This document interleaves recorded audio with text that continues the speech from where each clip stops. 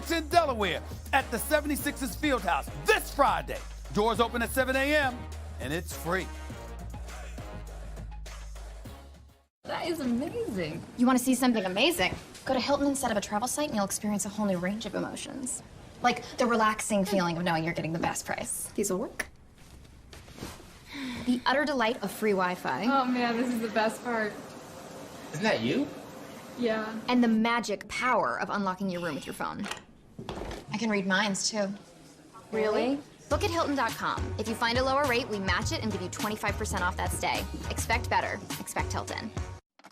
If you make a movie about my life, make it right. Please don't make no holograms. Don't want to do it twice. You want to use my likeness, please approve it through my wife. And if you get the license, then you better use it right. Don't misconstrue my offerings to offer new advice. If I said it, I meant it. If I'm dead, it's cemented.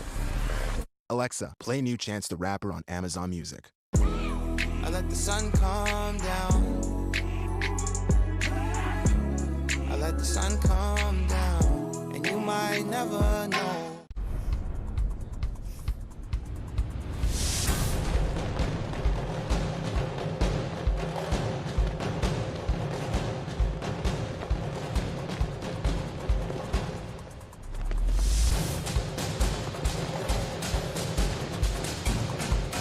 The only times that matter in this race are great ones.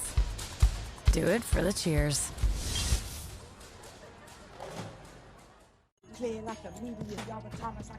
It's an honor having a big-time rapper coming in here. Rapper. Generation-defining artist, maybe.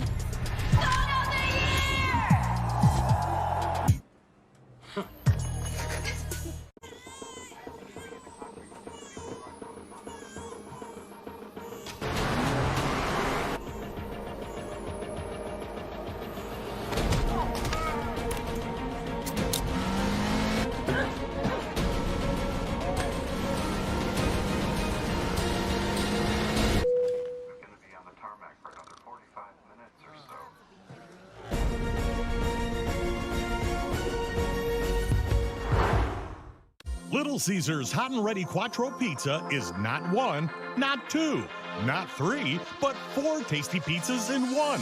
You get a large pizza with 2 slices each of pepperoni, cheese, Italian sausage, and pepperoni, plus Italian sausage and bruschetta, all topped with a sprinkle of garlic and herb seasoning. Try Little Caesars Hot and Ready Quattro Pizza for just $7 tonight. Try our convenient app and Pizza Portal pickup. Pizza. Take the floor somewhere unexpected. Everything you need is at your fingertips and at the Home Depot. On-trend styles with innovations to make it pet-proof. Make it life-proof. Make it waterproof. Make it beautiful. And the Home Depot has everything you need to make it yours. Today is the day for doing with exclusive life-proof vinyl plank flooring starting at $3.19 a square foot. Only at the Home Depot.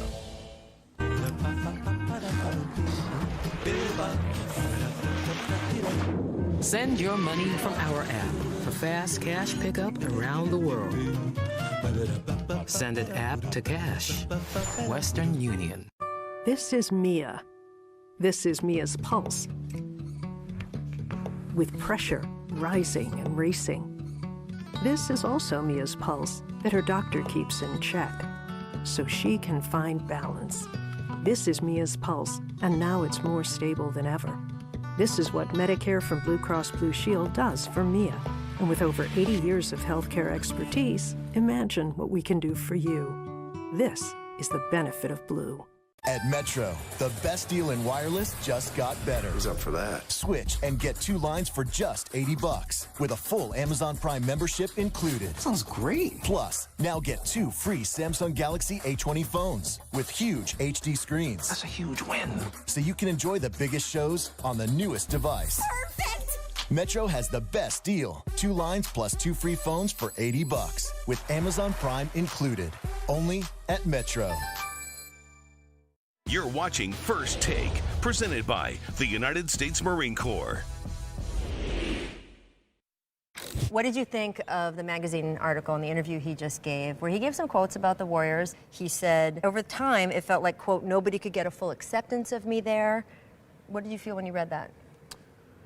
I mean, that's tough. There's so many narratives that go on, especially when you're at the top of the league. And so no matter how, the full transition happens to Brooklyn and him separating himself from the Warriors, like that's going to happen. But at the end of the day, I think he knows, what we were about as teammates, what we were about as friends on and off the court. Wish we could play with K. He's an unbelievable talent, unbelievable person. We accomplished a lot together.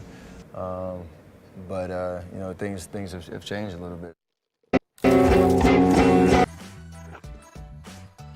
Well, that was Stephen Curry with Rachel Nichols responding to Kevin Durant's quotes to the Wall Street Journal that he never felt quite accepted by the Warriors.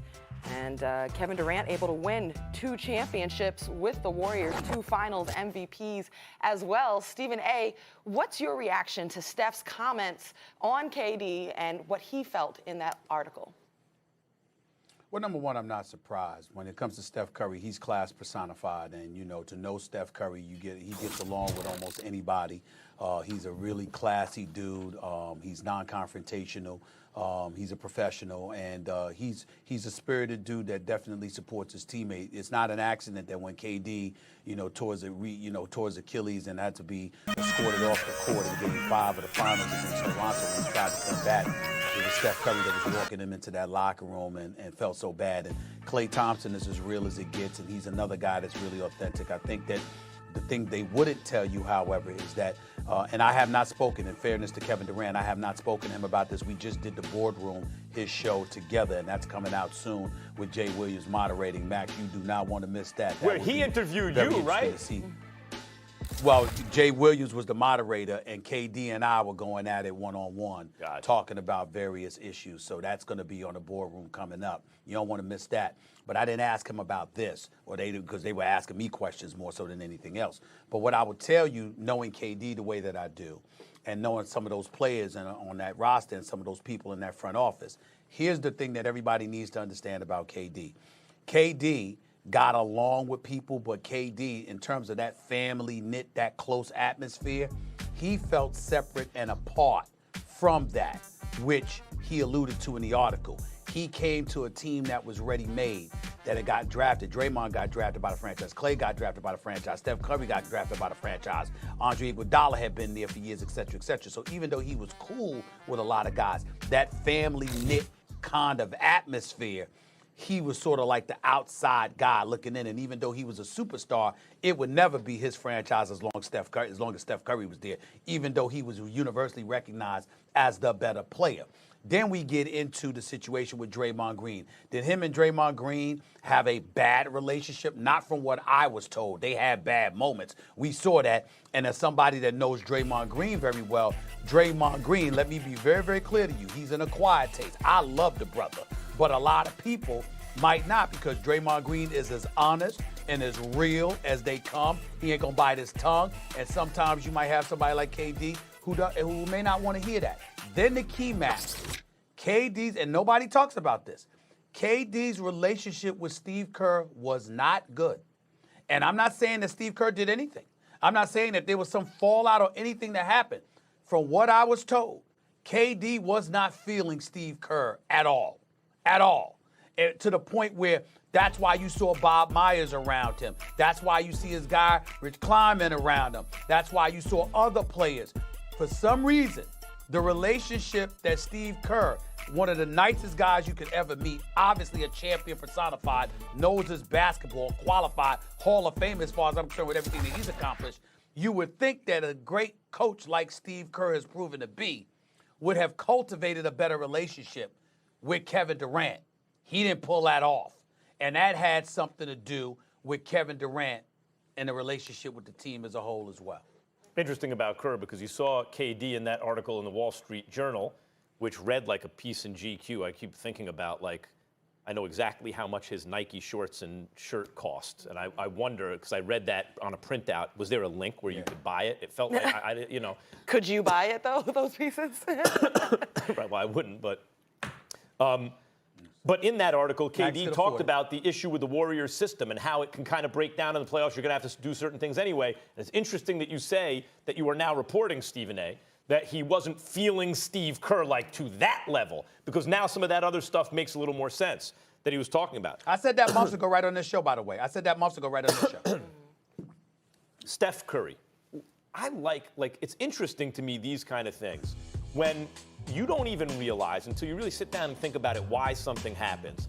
So on some level, KD must realize this, but I don't know if it's even conscious, and I think we all understand this, but I don't know if we've really articulated it this way. Think about this for a second. Why, when you boil it down, did KD want to play for the Warriors? Why? Because of Steph Curry. When you really boil it down, people want to play for that team because it's a powerhouse team. It's a juggernaut team. They don't play like the Rockets. One guy is not monopolizing the ball, even though he shoots it a lot. But Steph Curry is a culture setter, not only in terms of the attitude, but the way he plays the game. The ball, he's the point guard, but the ball doesn't stick with him. He always makes the right basketball play, but with him, the right basketball play may be shooting from 10 feet behind the line because he can hit that shot. He will willingly pass to his teammates. I mean, and yet his teammates are like, when this dude is hot, no, take that shot. He sets the right, he works in the system. He is the right kind of, I know Draymond Green's the vocal leader and everything, but really when you boil, if there's one indivisible, one element when you boil it down, what are the Warriors? If you had to say one thing, it's Steph Curry, and he's actually the reason, whether KD knows it or not, that KD wound up in Golden State, that he wanted to play there in the first place. So when KD now is saying, I was never really a part of it, that may be true. Who are we to say how it feels? You go to the new school and those kids have already been there for several years. You're the new kid. You may have friends, but you may feel like they already have that group. He may have genuinely felt that way. But from Steph Curry's point of view, by the way, Stephen A., he's giving you more evidence why people want to play there. Didn't take one shot, talked about how great KD is. He's the reason. I'm trying to come at you because I have something to tell you, and I'm really interested in hearing your answer to this, your response to this. Max, you say Steph Curry. I actually think Steve Kerr deserves a lot of credit because before Kevin Durant arrived, even though they had a system in place, it was primarily predicated on Steph and Clay. And it was something that was, installed per se by a Steve Kerr. Now, Mark Jackson established the foundation, but Steve Kerr was able to take it to another level. Kevin Durant personally told me the biggest reason he wanted to go to Golden State is because he wanted to improve his game and continue to develop his game, and he loved their system and the way he thought he could thrive in it. Here's the question for you, Max. I'm kind of thinking, I'm shocked to be saying this. If Mark Jackson had been there, would Kevin Durant have wanted to leave? Because the more I think about the Steve Kerr element of Kevin Durant, the more I think Mark Jackson would have done a better job to facilitate that relationship with KD. And as a result, he might have wanted to stay in Golden State. What do you say to that? I don't know because I don't know how much success, if they would have the same level of success under Mark Jackson based on the offense he was running. I'll say this, I always thought the Warriors were most about Steph 1 and Dre 2. He was the pick and roll partner. He was the 5 that allowed them to play 5 out when he was shooting the ball well. He was the guy doing all the dirty work. And maybe because of that Steph-Dre dynamic, really, that's his crime partner and the shooter, of course, the Splash Brothers. KD really was the odd man out in terms of the dynamics of the team. But the question about Mark Jackson's unknowable. I suspect they would not have had quite the same level of success under the old offense that Mark Jackson was running. And Max, just to wrap it up, I mean, I used to be the Warriors sideline reporter. I was there for 3 of their seasons. I agree with that. I feel like it was not only the combination of basketball skill sets that made the Warriors work, but also a great combination of personalities that meshed really well and complemented each other really well. And I hope for KD that he can reflect on his time there really positively, because without Stephen Curry deferred to take Kevin Durant in and allow him to feel comfortable. Much like you say D-Wade for LeBron, Stephen Curry did that for KD. You'll never hear Steph say anything negative, but that man welcomed him, that team welcomed him and bent to make him feel welcome. And what more do you want? Championships, finals MVP, legacy, lore. He got a lot out of that. It worked for Kevin. Steph took himself out of the MVP conversation. Even so selfless. When, by the way, he was performing on an MVP level. in order to do the right thing by the team. And that's why really people want to play there. It starts with him. Absolutely. All right, guys, we got to take a break from this conversation, get back to some football. Colin Kaepernick still can't get a job in the league. So how can the controversial quarterback get back into the NFL? The answer is coming in the second hour of First Take.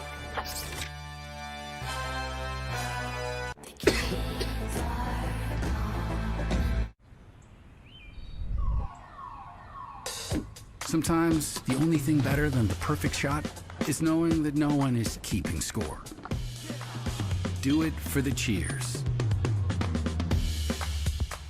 Come on, hurry. Come on. Space out. All right. Yeah, thank you. Quality Time by Jersey Mike's. Be a sub above. Some people think Napa know-how is just for wrench turners. Changing filters. But we believe Warning Light Always On guy deserves quality parts too. What light? Exactly. So stop by any Napa Auto Parts store or Napa Auto Care Center and get $20 back when you replace 3 filters: oil, air, and cabin air. Do it yourself or have it done for you. That's Napa know-how. Napa know-how.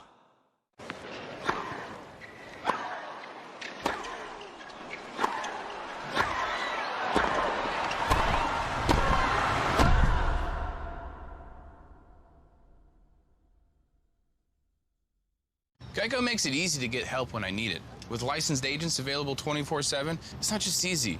It's having Jerome Bettis on your flag football team easy. Go get him, Bus! Ooh. Come on, Bus. Come on. Hey, wait. Man, I got the flag. I got your flag, man. I got your flag. It's Geico Easy, with licensed agents available 24/7. 49-0.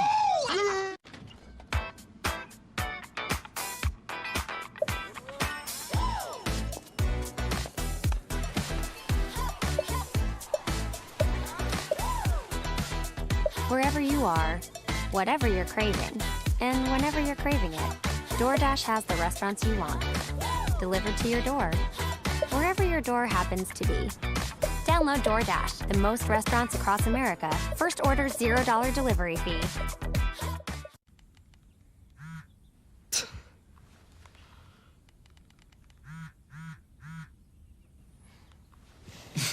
Yeah, let's go. Connection by Jersey Mike's. Be a sub above. I think when we look at the numbers, it clearly shows that one. Excuse me for a minute. Sorry about that. So as I was saying, the numbers clearly. So anyway, yep. Now if we. My late day routine? I don't know what he's talking about. We never had that conversation. Back to the. Killing me, Neil. Absolutely killing me here.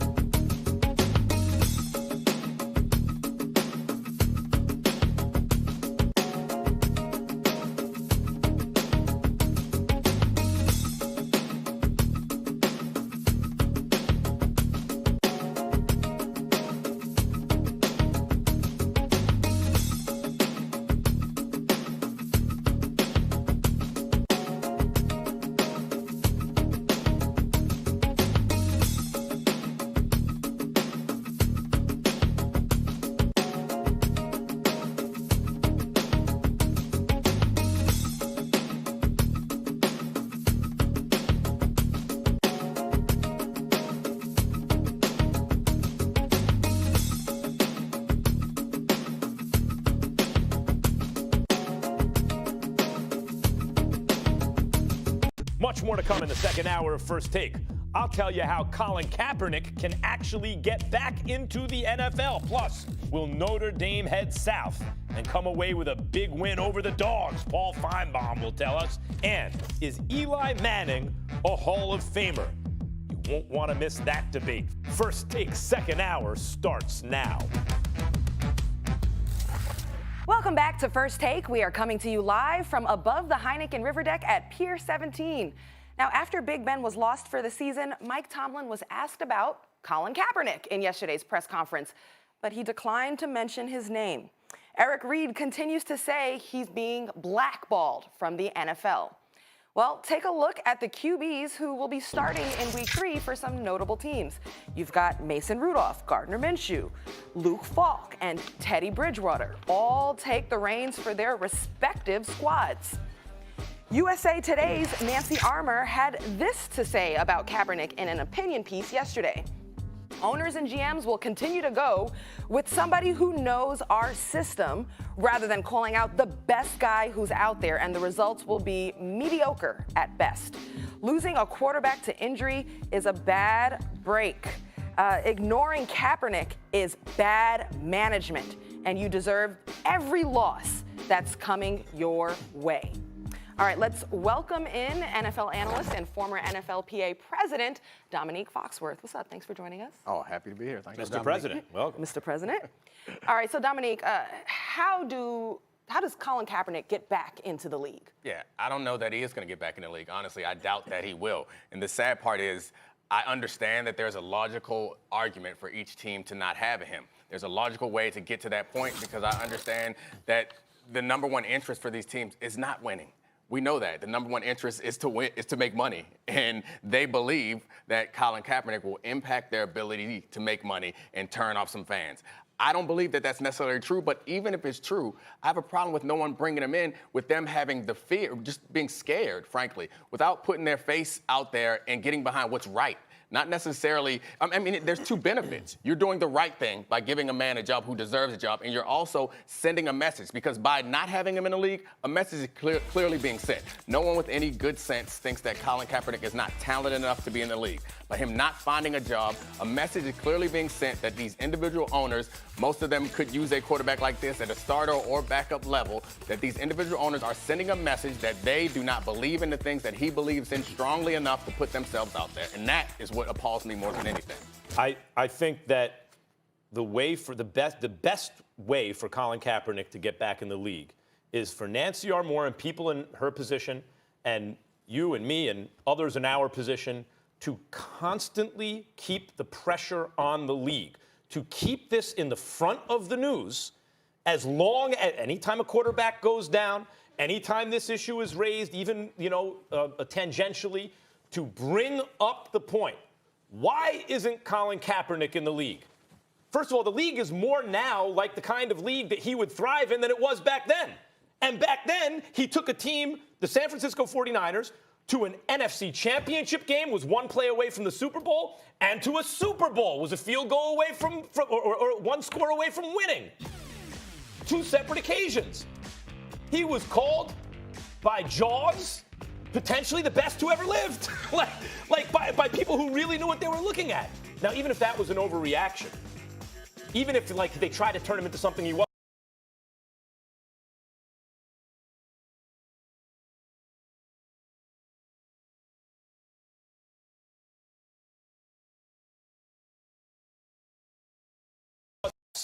and the bosses in the NFL, who have a de facto monopoly on professional football in the United States, really in the world, are essentially sending the message: you will either parrot our political speech or you can't work here.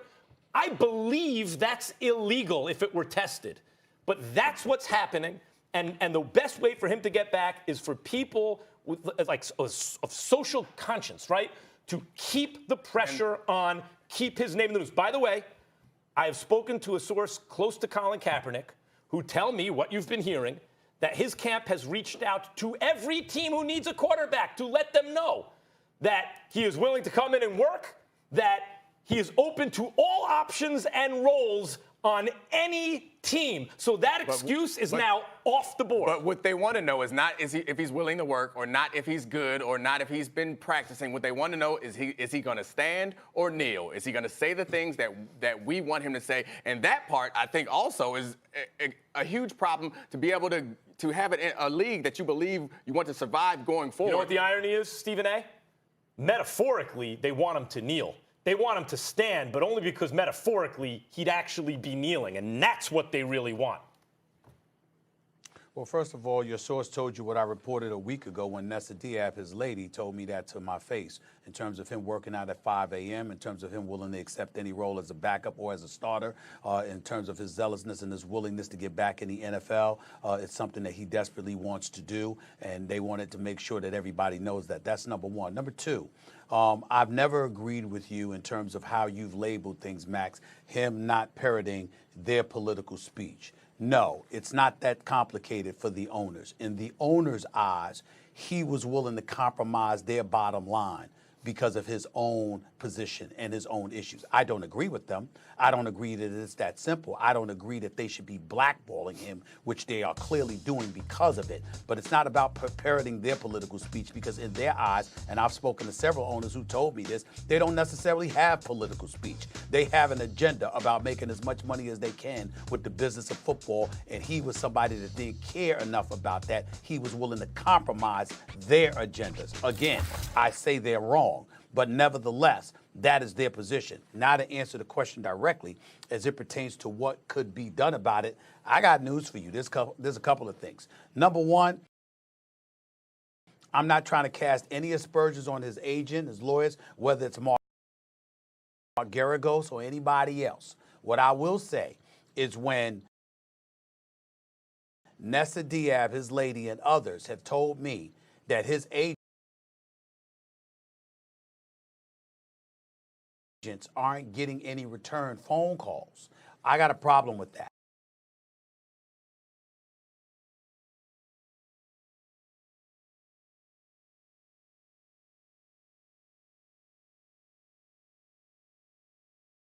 I just thought about last night. With all the noise that was made because of Jay-Z and the partnership with the NFL, I think Jay-Z is in a position, particularly right now, with injuries that occurred in Indy, Jacksonville, Pittsburgh, New York, New Orleans, considering the bevy of opportunities that's available to Colin Kaepernick, all right, if the NFL was fair-minded enough to do so and address it that way, I think Jay-Z's in a position to go to Roger Goodell in the National Football League and say, you know what, the media is going to go out there and they're going to say this on behalf of Colin Kaepernick. Maybe we should as the league as well. Maybe it's something, it's a position that we should take, that, excuse me, this is something that needs to be addressed. Again, it's one thing for him not to have a job, but for him not to even get a tryout. When it's clear that he wants to play, when it's clear why he hasn't been allowed to play, when you see the bevy of injuries that have taken place, not to mention the fact he hasn't violated any laws legally, he hasn't violated any NFL bylaws, and even the president of the United States, who stole the narrative that Colin Kaepernick was trying to address police brutality, racial inequality, etc.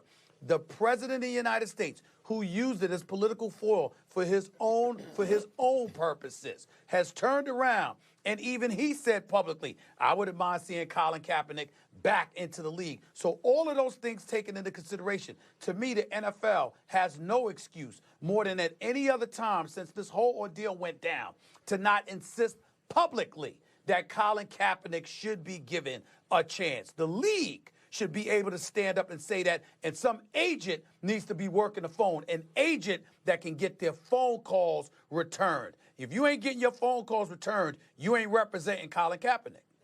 Now, Stephen A., that's an interesting proposition. Dominique, we'll have you answer right after the break, all right? We're going to take a quick one right now, all right? Eli Manning, he's been great at times, but other times he's been awful. Does he deserve a bust in Canton? That's coming up later in First Take.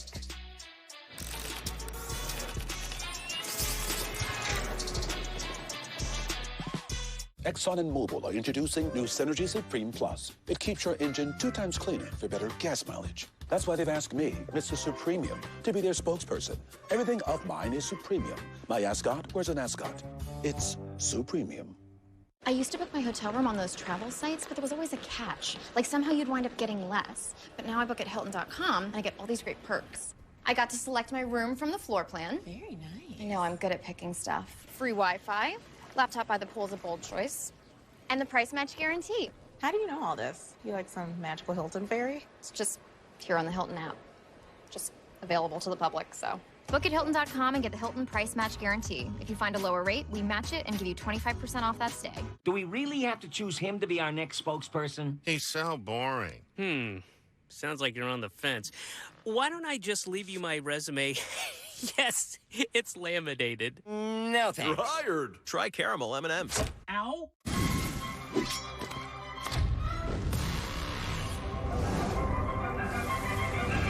Mix and match the flame grilled Whopper with crispy chicken or spicy crispy chicken.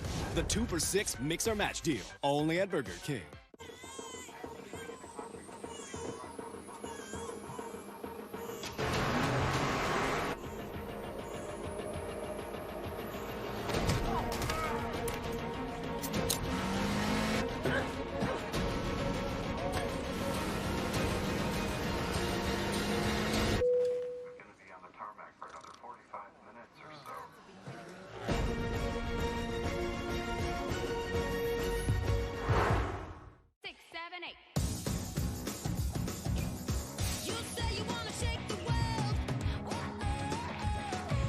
Big dreams start with small steps. But dedication can get you there. So just start small. Start saving. Easily set, track, and control your goals right from the Chase mobile app.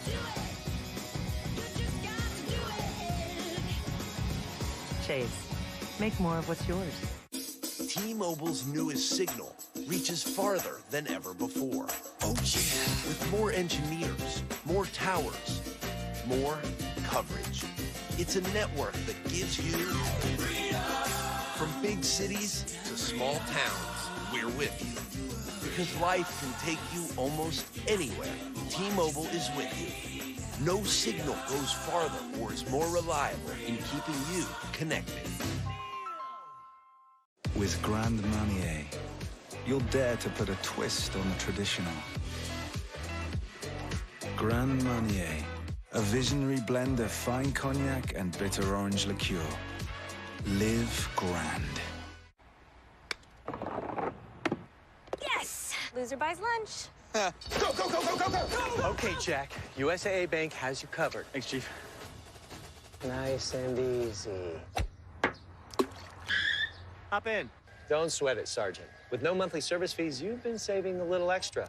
That means more for corn dogs. And maybe some practice. USAA Bank helps you save a little more money for when it matters. Find help at every turn with USAA Bank. I got it! My son needs this drug. I hope it doesn't cost too much. I hope my insurance pays for it. Can you tell me how much this will be? 67. Sorry. Wait, have you heard about GoodRx? GoodRx finds free coupons to help you save up to 80% on your prescriptions. Wow. I had no idea. GoodRx. Stop paying too much for your prescriptions. We got one of those new purple mattresses, and it is amazing. You have to try it. Oh, this doesn't feel like memory foam. No. This feels amazing. Right? What is it? Actually, it's called Purple, and it's a completely unique comfort technology, meticulously designed to cradle and support the human body. Cool. For a limited time, choose a free Purple product with mattress purchase at purple.com/TV. Welcome back to First Take, presented by the United States Marine Corps. We'll have another postseason impact game for you tonight when the Phillies take on the NL East leading Braves. 7 p.m. Eastern on ESPN and the ESPN app. Tonight on ESPN2 and the app, we'll have the first ever Leagues Cup final between perennial Mexican powerhouses Cruz Azul and Tigres. 10:30 Eastern, 7:30 Pacific. Welcome back to First Take. Roz, Max, Stephen A here. Dominique Foxworth joins us again. Dominique, when we last left, Stephen A was basically bringing up that here's an opportunity for Jay-Z in an ambassador role, perhaps to talk to the NFL and say there should be some sort of public statement that Colin Kaepernick should be in the NFL or have the opportunity or be getting these calls to be in the NFL, and he was asking for your response. So I think Stephen A's point that the NFL should come out and make a statement is a good one, and I do expect that I would have that expectation of the league in the league office. Where I disagree with Stephen A. slightly is that somehow it's Jay-Z's responsibility or Jay-Z's obligation to do this, because to me, and this is not to Stephen A. necessarily as much as it's to a culture.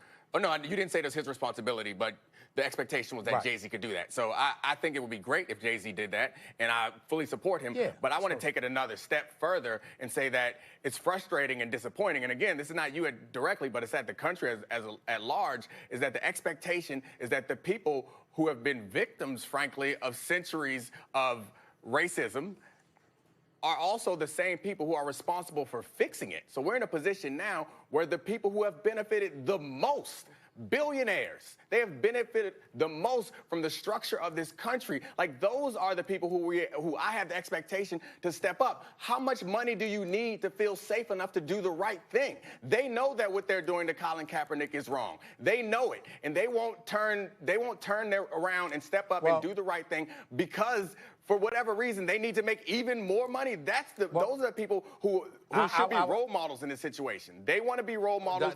Whether they do or not, they are. I would challenge you on that. I think you're wrong with what you just said, and let me explain. As a person that's sat across the negotiating table from these owners, highly intelligent dude that you are, incredibly accomplished, know the business of football, not just what goes on the playing field. You know good and damn well you sat across from them owners, and they didn't have a clue that they were wrong. They didn't believe they were wrong. They thought that anything that they did, restrictive, in terms of engaging in marginalization, not giving players what they've earned, what they deserved, or whatever. You know good and damn well you sat across from those owners, and they didn't have the slightest clue that they were wrong. So I'm transferring that to Colin Kaepernick by simply saying, when they view him and you talk about wrong, in their eyes, I'm telling you, some owners that I've spoken to, as incredulous as it may seem, in their eyes, they felt like they were done wrong because he was never protesting against them. He was protesting against society, but was willing to cost them dollars to make his point. Now, we all disagree with him, but understand, a lot of them think that way. I'm going to get out of the way and let Mex talk in a second, but there's a slight distinction that I want to make from what you just said. I don't think that the owners don't know that they're wrong. I think that they have a justification for being wrong. I think they know what they're doing is not okay, but they justify it, they rationalize it in their mind because they convince themselves that it is going to hurt their bottom line, and that still is not okay in my mind. I think you're both talking about the difference between intention and effect. Let me start with this point because I have two other points I want to make. One, there are 32 owners. 31 of them are white. Unless people believe that black people are intrinsically inferior at making money, then there's a reason, to Dominique's point, that 31 of them are white. And it is based on the history of our country, which is rooted in our original sin as a country. And the propagation of that system, or the effects of the original sin, are still being felt, which is ironically what Colin Kaepernick is really, when you reduce it down to its basic element, protesting, and why he doesn't have a job because of the present power structure. That's one. Two, Stephen A., you bring up that the intention of the owners is not to have him parrot our political speech, but even if I accept that the intention is simply their bottom line, intention is not a good enough excuse. The effect is more important. So, for example, there may have been a small business owner in the South in the 60s, white business owner in the South, who says, well, I would serve African-American customers, but and I would take their money, but I'm in a community where that would alienate most of my patrons, or many, and I would wind up losing money. What the courts have found since then is that's not a good enough excuse. So why is it a good enough excuse for the NFL? That's two. Three. Who said it was? Who said I don't think it is. I don't think it is. I don't think it is. All I was saying is your continuous, perpetual argument about parroting political speech. Right. I'm saying their position is we don't have political speech. And what We're just trying to make money. But what I'm saying is, if you make a political statement, which is, by the way, standing for a national anthem, whether people like it or not, because they think it's a default position, it's actually a statement. If kneeling is protesting it, you're making a statement, then standing's also making a political statement. So if they include that ceremony in their business, they are doing that. And whether or not their intention is to say, you have to parrot our political speech, the effect is, if you don't, you can't have a job. And I don't think that's okay. And finally, those who would say, But that's not necessarily true when Eric Reed and Kenny still have jobs.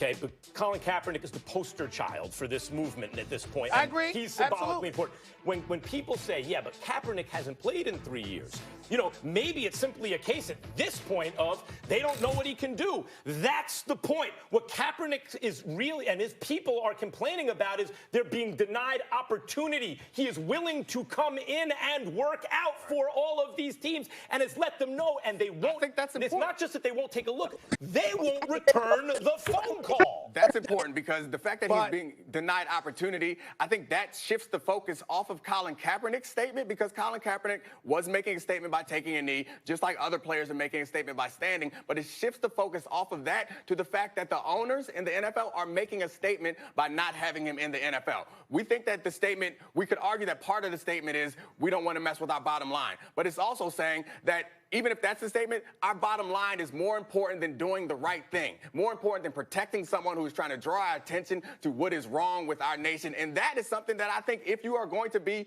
in the forefront, you're going to be a role model. That's something that I think you should be reprimanded for. Dominique, Stephen A. Max, well, of course, does the responsibility lie on the shoulders of the NFL then to correct what's happening right now? Whose responsibility is it to correct the situation? Well, And first of all, so if it is the NFL, Stephen A., how much pressure, what would it take to put them in a position where they would actually do something like that? You have to affect them in a very negative fashion where they decide that it's in their best interest to capitulate, like you have to do with anybody in power. That's what you have to do. The reason I bring up Kenny Stills and then Eric Reed is because they're, like Max just said, they're not the poster child for the whole, movement in terms of taking the knee and what Colin Kaepernick decided to do, which we all appreciate. So the issue is not the fact that they took a knee. The issue is sending a message. We ain't going to let stuff get out of control. We going to control this. This brother right here was trying to compromise us. We are going to use him as an example, as a dissuasive measure to bring our muscle down upon somebody so we can control stuff. That kind of stuff's been going on since slavery. That kind of stuff that we've been thinking about, which is obviously, Dominique, why you're absolutely right in terms of how wrong it is. All I'm trying to say is, as wrong as it is, my God, how predictable it is. Mm-hmm. It goes on in corporate America every day. It's going on with this situation with Colin Kaepernick. It's going on with the NFL. Let's not sit up here with some altruistic perspective, acting like, oh my God, we should be shocked and stunned. But we don't have to accept it. On it should, just for because centuries. It's predictable, but it doesn't need to be accepted. I didn't say it was right. I understand. I didn't say we should accept it. No. Right, and that's why Nancy Moore and we here today and others will keep the pressure on whenever the topic comes up. Some backup quarterback just got signed by some team. What we gonna run into. What about Colin Kaepernick? Let's understand what we're going to run into. We're going to run into these roadblocks. It's going to be the same old stuff every day. Any chance that they get to enforce institutional control, particularly over minorities, they are going to take advantage of it. It is our job to make sure we find a way to manipulate the proceedings per se and get them to capitulate by showing them it's in their best interest to do so. That's how things get done in this country and in this world, and we don't need to forget that. Guys, let's get really literal right now. In this very moment, I mean, you've got Ben Roethlisberger out, Drew Brees hurt, Sam Darnold, mono, you've got Nick Foles hurt. With this many quarterbacks struggling, hurt, injured, with this much opportunity happening, do you think if Colin Kaepernick is not brought onto an NFL team right now, will it ever happen? You could go back. You could make that list longer because he's been out for several years. There have been many other injured quarterbacks that could have, and you could even go down to Jacksonville where the quarterback wasn't injured, but obviously Blake Bortles was holding back a team that's really talented. You could go back and go with probably 20 or so different teams. And I think you're right. Unless we continue to put this pressure, they feel this pressure, or one of these owners somewhere along the line finds an altruistic bone and realizes that they don't need any more money to do what's right and just does what's right. I want to piggyback off that real quick. I don't see a new opportunity for him to get in the league. I want to piggyback off that real quick. I want to say it right to the camera. Which of you NFL owners has the guts to do the right thing? Is everyone gutless with respect to this issue? Or does any of you, do any of you have the guts to do it? I like what you're doing, and that's wonderful. But it doesn't take guts. What's going to happen to you? You're going to go from $3.2 billion to having 3.1? You're fine. It doesn't take any courage to stand up and do what's right. And the whole country, or at least portion of the country, will celebrate you. And 20 years from now, we'll look back at you and say, you were a brave person. You were on the right side of history. It takes no guts. How's it going to impact you? Remember what Stephen A. just said? He's not wrong. Making people's best interest. Just give him the credit for the guts. You give him the credit for the guts. You want to incentivize good behavior. I don't get no credit. So the still frustrating Collar Kaepernick conversation continues, guys. All right, we're going to put a cap in it right now and head to break, okay? Jim Harbaugh's first big test comes this weekend, but should he be expelled from Michigan if he fails in Wisconsin? 3.2 The mouth of the South, Paul Feinbaum, joins us after a quick break. Can't live that way. Can't live that way. Only one yacht.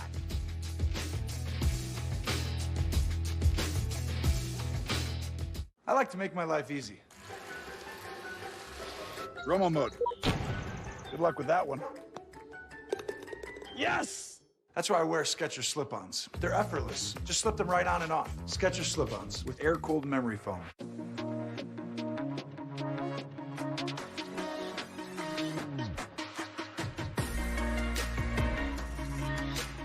Get up to 0% APR for 48 months on the redesigned 2020 Outlander Sport.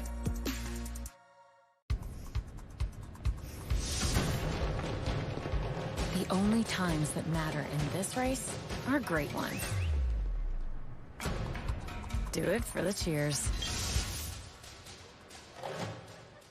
Dak, that touchdown. How do you do it? People say talent runs in the family. Really? That's what I've heard. Who let my brothers in? Or is it because we feed you chunky soup? Campbell's Chunky, packed with hearty meat and veggies. I'll take the next question. Soup that eats like a meal. Nobody does spicy chicken like Wendy's. And now, spicy nuggets are back. So all hail the queen of spice. That's right. And get a free 6-piece when you mobile order through the app. I mean, if you haven't thought about switching to Geico, frankly, you're missing out.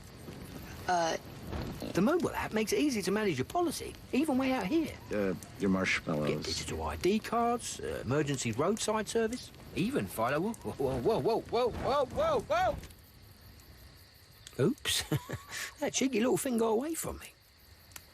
My bad.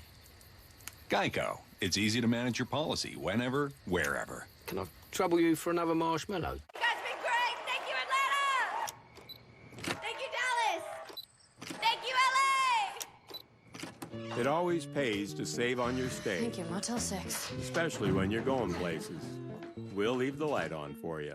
It's time to get in a tree, knock an arrow, and disappear. This is what you live for. It's your season. Now save on all your opening day essentials during the Outdoor Tradition Sale at Bass Pro Shops and Cabela's. Hey, Dirk Bentley here. I'm always on the go, and my on-the-go go-to is 5-Hour Energy. Even on my days off, I never slow down. I built these shelves. I've been painting, experimenting with time travel, translating ancient Greek, trying some new music, working as a secret agent. We're still working out the kinks. So, Bellissimo. The future is messed up. So for energy on the go, grab a 5-Hour Energy. Works fast, works long, tastes good. Gotta go. At Metro, the best deal in wireless just got better. Who's up for that? Switch and get 2 lines for just $80 with a full Amazon Prime membership included. Sounds great. Plus, now get 2 free Samsung Galaxy A20 phones with huge HD screens. That's a huge win. So you can enjoy the biggest shows on the newest device. Perfect. Metro has the best deal. 2 lines plus 2 free phones for $80 with Amazon Prime included. Only at Metro. Would you rather sling in or go to a party? For Pepper, the dog. Who's ready to party? Perfect. Oh no, rabies outbreak. Better get home right away. Rabies? Nice slang. My man Leroy, top-notch acting. Nothing beats the joy of slinging in. You could save hundreds a year versus cable with America's #1 live TV streaming service. Learn more at sling.com.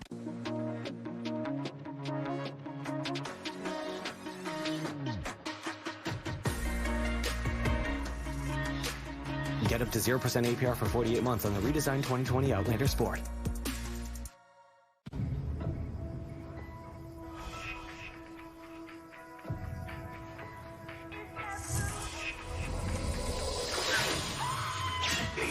Since 1984, premieres tonight at 10 on FX.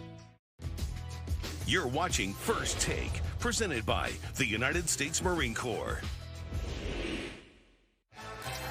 Brian Kelly and a Notre Dame team that has big aspirations this year. They've got to go between the hedges in Athens. I mean, people were talking about that game and what the atmosphere would be like. They're bringing in additional seats next week. Prom's pass, caught, Blaylock has it, and there he goes. Touchdown, Dogs! Jones barrels in, and the Irish answer with their ground game. Swift with some real estate. There goes DeAndre Swift. Touchdown, Dogs! Across the middle, hits his man in stride. Touchdown, Notre Dame. This team is so explosive under the lights here at Sanford Stadium. Oh, what a setting that's going to be. It's the main event of the weekend in college football. Number 3 Georgia hosts number 7 Notre Dame. Here to break it down and much more is our college football guru, Paul Feinbaum. Hi, thank you for joining us. Good day. Good day. Oh, what's going on? What's going on? Well, let's start with the game. Let's start with Notre Dame and Georgia. The Dogs are nearly a 2-touchdown favorite at home. How do you see this game playing out? Yeah, I see it all Dogs' way because Notre Dame is a good football program. I don't think they're elite yet, and quite frankly, I'm beginning to wonder if they're ever going to be elite. To be elite, you have to win a national championship. Notre Dame hasn't won one since 1988. By the way, the Dogs haven't won one since 1980, but they've come a little bit closer. They lost in overtime, and Jake Fromm is part of the reason because he has been so steady now. He's been the starting quarterback for 3 years. He got the job, and his first appearance was at South Bend 2 years ago, Max. And this Georgia team has a great offensive line. Their defense is much better. They have DeAndre Swift, and I don't see anything on the other side of the ball that tells me that Notre Dame can do something that they haven't really done in a long time, and that's go on the road and compete and win a big-time game. Is there anything that Georgia can do to make you believe that because they've been top 3 before, right? But to make you believe that they can truly be, like the top 3 can truly include them and the other 2 power, and Clemson and obviously Alabama, and it's not just those 2 and then Georgia in its own kind of tier below them. It's possible this is the year, and I say that because Alabama is just continuing to lose players on defense, and I know the rest of the country is out there going, hey, feel sorry for us. We're not feeling sorry for them. But for them to be elite, meaning beating Georgia and beating Clemson, they need a stout defense. We know they have one of the great offenses in the country with Tua and receivers from across the board, but I'm not sure about their defense, and I think Georgia may have that over Alabama. Paul Feinbaum, my buddy, my friend. I'm about to be a bit controversial here, sir, because you did say that in order to be elite, you need to win a national championship. I recall Alabama winning. I recall Clemson winning. I don't recall a national championship on Georgia's resume in recent memory, but you certainly don't hesitate to give them some love, Paul Feinbaum. I know they lost the national championship game. I get that. But I guess my question to you would be, in the sport of college football right now, Paul Feinbaum, are we really looking at 2 or 3 teams and everybody else? It really doesn't make any sense. How are we supposed to look at college football based on your criteria? Well, listen, you are correct. Georgia has not won a national championship since 1980, and the school they beat in the Sugar Bowl that year was Notre Dame. But they are knocking on the door, Stephen. You know that, and the fact that Georgia came so close is indicative. No, but you're right. No, to be elite, you can't be an almost champion. You have to be the champion, and that's why I think this is an important game. But this is not going to define their season. And I know you may be thinking, well, what are you talking about? I'm not making excuses because I think Georgia's going to win the game, but even if Georgia wins this game, you look at the rest of the way, if they win out, including the SEC championship game, no one's keeping them out this year. Jim Harbaugh, we've been talking a lot about him with you, and we talk about Ohio State, but Wisconsin is no cupcake, and they're actually favored by a field goal. How do you see it playing out? What does it mean for Harbaugh? Yeah, I think it means everything for Harbaugh. And listen, you're not going to win or lose your job based on a trip on Saturday to Camp Randall. But Jim Harbaugh just keeps veering toward that hot seat conversation, even though his record's pretty good, Max, even though he is Jim Harbaugh. But at some point, you have to do it. And, Stephen, I've had this conversation. I've had it with you, Max. If he loses this game, suddenly every game then becomes a must-win. You can't lose this game, and then you have to still deal with Notre Dame and Penn State and obviously Ohio State. Got to win in your conference. Yeah, I mean, and if you can't do that, why are we having this conversation? Okay, Paul, I feel like every time you're on, I ask you a Pac-12 question. Stanford girl here, so I'm going to go there, take it to the West Coast, okay? Because the Pac-12 My now... condolences. now has 6 teams ranked in the top 25. I mean, that's tied with the SEC. That's great. All right, so are you buying it? I mean, are they underrated, perhaps? Are you still saying they're overrated? No, I mean, listen, I don't, that's a number. It's a number for the Pac-12 PR department to put out because they don't have anything else to put out. They're not going to the playoffs this year. They've had some good games, but I mean, Utah looks legitimate. We've already had the conversation about Oregon. They blew the game against Auburn. Washington State's got the most colorful coach in the country, but they're not going to get through. Washington's already lost, and California's on this list. I mean, really? Arizona has a nice win, but I mean, 3-0. Utah this weekend will be on a big stage. They can win that game against Southern Cal, and we have 2 conversations. Utah perhaps knocking on the door of a playoff, and Southern Cal perhaps firing a coach.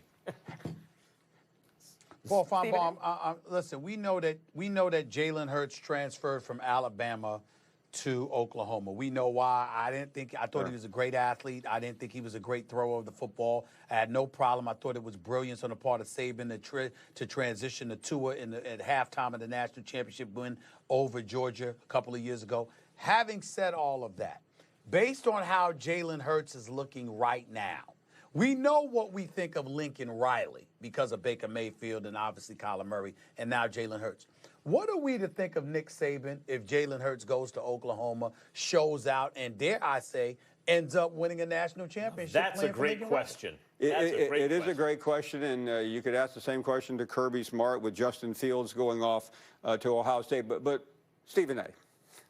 I mean, that's such a Stephen A. Smith question. And after the fact, it may look very good, but come on. I mean, in the moment, we all know about that competition, Stephen A.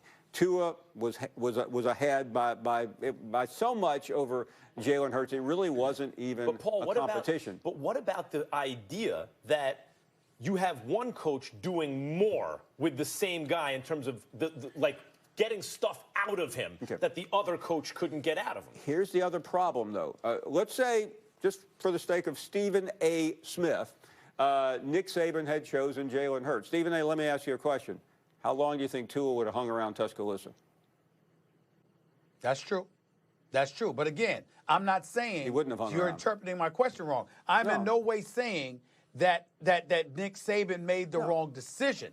I'm saying just in terms of his coaching brilliance, because he's universally recognized as the greatest coach of the modern era. How are we to look at Nick Saban if Jalen Hurts goes to Oklahoma and performs exponentially better as a quarterback than he did in Alabama? Just because I love you so much. But what if Alabama played Oklahoma for the national championship and Oklahoma won? Then it would be on a bigger stage. But I think it's a fair question. I'm defending Saban in the moment, though. He had no choice. And in today's world of college football, if you choose one, you lose the other. Listen, but I think the point is, Stephen A., if I'm interpreting it correctly, and I believe this is the point, is it fair to say that even though Saban's a greater overall coach, Lincoln Riley is a greater coach for quarterbacks? Oh, no doubt. I mean, that's really what we're seeing. All right, guys, we got to go to break. Paul, thank you for joining us as always. We appreciate it so much. Fun.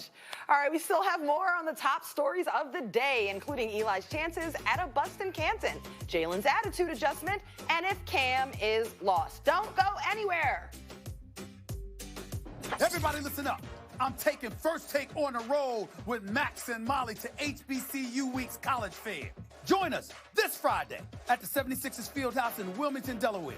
You don't want to miss this First Take live broadcast. We'll have special guests like Irvin Magic Johnson, HBCU marching bands, a step show, Delaware State's drumline, live DJ, and come watch me crush Max, of course. That's live as well. Now listen to your boy Stephen A. Seeing us live is 10 times better, so don't you dare miss First Take in Wilmington, Delaware at the 76ers Fieldhouse this Friday.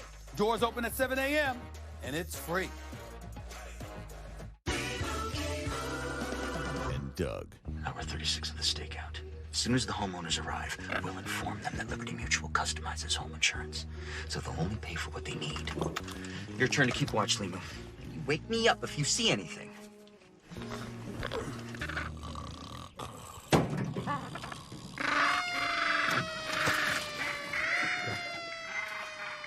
Only pay for what you need. Liberty, liberty, liberty, liberty. Coming home. Home is where I want to be. With Gold Peak Real Brewed Tea, you always feel the real comforts of home. Gold Peak Real Brewed Tea, the taste that brings you home. You can feel our rhythm when we dance and when we're dreaming, creating, and making things happen. Our rhythm never stops, and we need a beer that keeps up with it. Michelob Ultra, superior light beer that goes with our rhythm. That is amazing. You want to see something amazing? Go to Hilton instead of a travel site and you'll experience a whole new range of emotions. Like the relaxing feeling of knowing you're getting the best price. These will work. The utter delight of free Wi-Fi. Oh man, this is the best part. Isn't that you? Yeah. And the magic power of unlocking your room with your phone. I can read minds too. Really? Book at Hilton.com. If you find a lower rate, we match it and give you 25% off that stay. Expect better. Expect Hilton. Is this your bag? Uh-huh. Well, that's more than 3.4 ounces. You're gonna have to toss that. Or just drink it here. HVR. You either love it or you really love it. If you're looking for the best place to pick up a pizza, might we recommend the place with pizza in the name? Call Pizza Hut now to pick up a large 3-topping pizza for just $7.99. No one out-pizzas the Hut.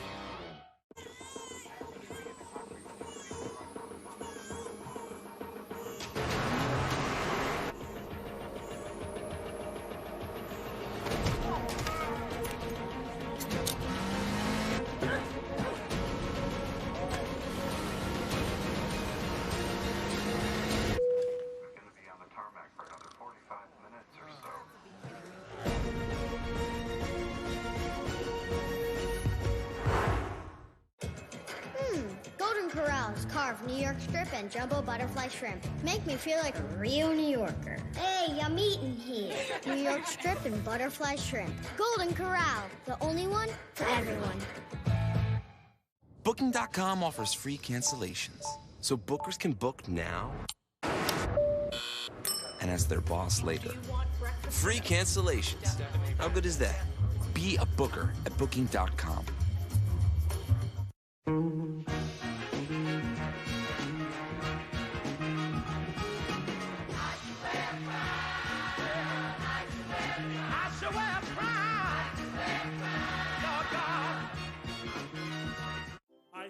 A structured settlement, but I need cash now. Call J.G. Wentworth, 877 cash now. I have an annuity, but I need cash now. Call J.G. Wentworth, 877 cash now. 877 cash now. It's your money. Use it when you need it. Call J.G. Wentworth, 877 cash now. These folks, they don't have time to go to the post office. They have businesses to grow, customers to care for, lives to get home to. They use Stamps.com. Print discounted postage for any letter, any package, anytime, right from your computer. All the amazing services of the post office, only cheaper. Get our special TV offer, a 4-week trial plus postage and a digital scale. Go to Stamps.com/try and never go to the post office again. First Take is presented by the United States Marine Corps and in part by Liberty Mutual Insurance. Only pay for what you need. I'm David Lloyd. Up next on Coast to Coast, what is the Giants' game plan now that Daniel Jones is the starter? We're going to hear from Jones and his head coach, Pat Shurmur, live. Plus, which young NFL quarterback is about to play the most important game of his career? We'll reveal that next on ESPN with me and Carrie Champion. Now back to First Take. On Sunday, Jalen Ramsey and head coach Doug Marrone got into a sideline altercation and the two had to be separated. A day later, Ramsey's agent told the Jags the corner would like to be traded. Here's what Ramsey had to say about it yesterday. I love the city. I love the fans, man. Ever since I've got here in Jacksonville, since I was drafted here, I've done nothing but give the city my all. I think everybody knows that. They've gotten some really good years out of me. And for however long I'm going to be here, I'm going to continue giving my all out there. All I care about is winning, man. Everybody know that. I want to win. Straight up. And I excuse my language, but everybody know that. That's who I am. That's that passion, that fire, that heart. That's what y'all love. Feel me? And I'm going to continue giving that as long as I'm here. Deion Sanders had this tweet, and Jalen Ramsey liked it this morning. He said, if I'm Jaguars management, I won't allow Jalen Ramsey to play on Thursday night because of the risk of injury that could dismiss a great trade and future draft picks. He will be traded. #truth. All right, so we welcome in NFL analyst Ryan Clark is with us. Thank you for joining us. Good to be here. Absolutely, and I'll start with you, Stephen A., okay? Should the Jags sit Ramsey Thursday? Based on that tweet by primetime Deion Sanders, absolutely. And the reason why I say that is because not only is he an all-time great, I think the greatest corner that have ever played the game. Arguably, I can make an argument he's the greatest football player that ever played in the NFL and NFL history in terms of his impact. Max and I debated that weeks ago. But also the fact that, again, he's an NFL analyst. He is incredibly, incredibly close to Jalen Ramsey. They know each other well. They talk often. I happen to know this. And so in light of that tweet right there, that tells me something. It tells me what Jalen Ramsey wants. It tells me that it makes sense. And it says to me that that's probably something Jacksonville could do. Obviously, at the beginning of the show, we debated whether or not the situation could be salvaged or whatever. And I took a different position. But seeing that tweet, that tells me that something is coming down the pike. Jalen Ramsey is aware of that and probably doesn't want to play Thursday night, so why play him? I mean, I'll tell you one thing. If you see him sitting, then you know he's getting traded, right? That'll be an indication. And our original question here was going to be about Jalen Ramsey's attitude. And I want to address that for a second, Stephen A., because I concur with your sentiment just now on the other topic. There are players who just care about winning and can be demonstrative about it and get away with it. I think one of my favorite baseball players was Paul O'Neill for the Yankees in the late 90s, who was fiery, throwing temper tantrums and everything, never threw a teammate under the bus or a coach or manager under the bus. And so everyone loved him because they could see that fire. To me, Jalen Ramsey doesn't have to change a thing. As long as he's not showing up teammates or coaches, then of course he should be mad when he loses. He's competitive. It's one of the reasons he's arguably the best player at his position, which is extremely physically demanding in the world. You don't get that. I don't care how talented you are without incredible competitive fire. So as long as he can hone it where he's not showing up people on his team, I'm all for it. I think Jalen Ramsey, when you look at him, I've actually developed a relationship with his agent, David Mulligetta, who is an agent extraordinaire. I heard you talk earlier about Drew doing a great job, getting involved in some things. I think Dave is one of the young guys that you have to know, and they're not manipulating this situation. This is not a situation to where they're trying to orchestrate a way for Jalen to get out of this.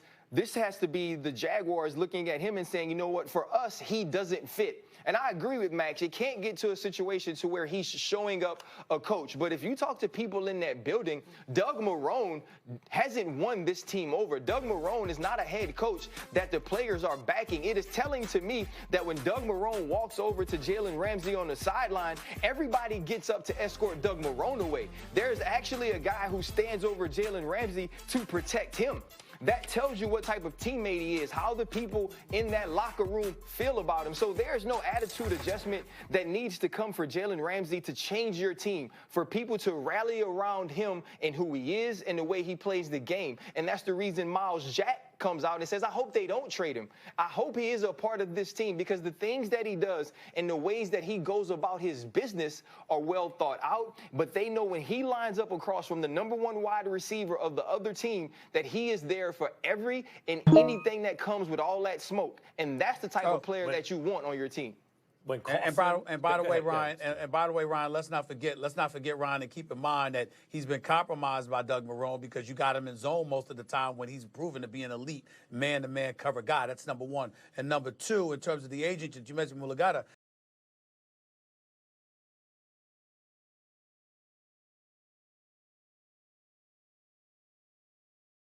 to Undisputed. We are live from Los Angeles. I'm Jenny Tapp here with Skip Bayless, Shannon Sharp. Good morning. Hi, Jenny. Hi.